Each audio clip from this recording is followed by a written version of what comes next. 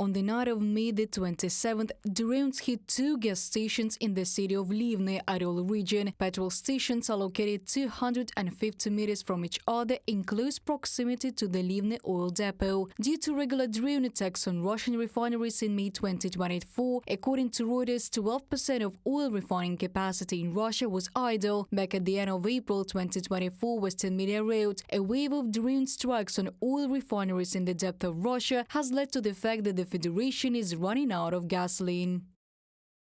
Diesel prices for Russian consumers have skyrocketed. Petrol costs have also hit a 6-month high, up more than 20% from the start of the year as supply tightens and more facilities are forced to suspend production, from the publication by Politico. Fuel production in Russia has been declining for several weeks in a row, and the government cannot ensure the safety of oil refineries.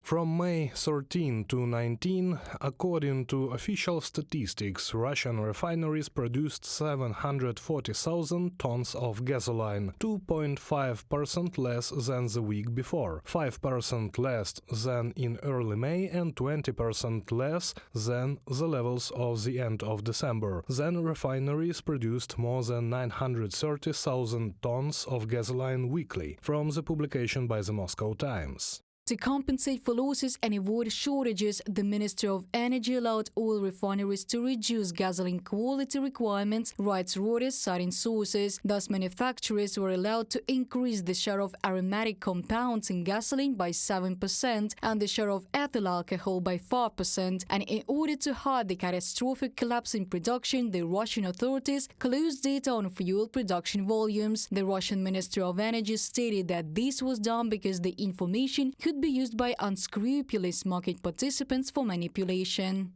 As a source familiar with the state of affairs at the Federal State Statistics Service told important stories, weekly data on the production of petroleum products is classified at the initiative of the Ministry of Energy. In response to the correspondent's clarifying question about whether this applies only to this week's data or whether it will continue to be so, the interlocutor replied, "You can't unring this bell," from the publication by Important Stories.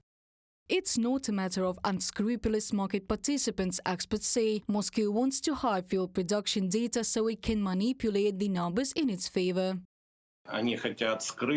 They want to hide the effectiveness of our armed forces, which are successfully destroying oil refining and saving oil products capacities. This is the main reason. The second reason is economic. If you know how much gasoline the enemy has, you can even plan some long-term strategic operations, both military and economic.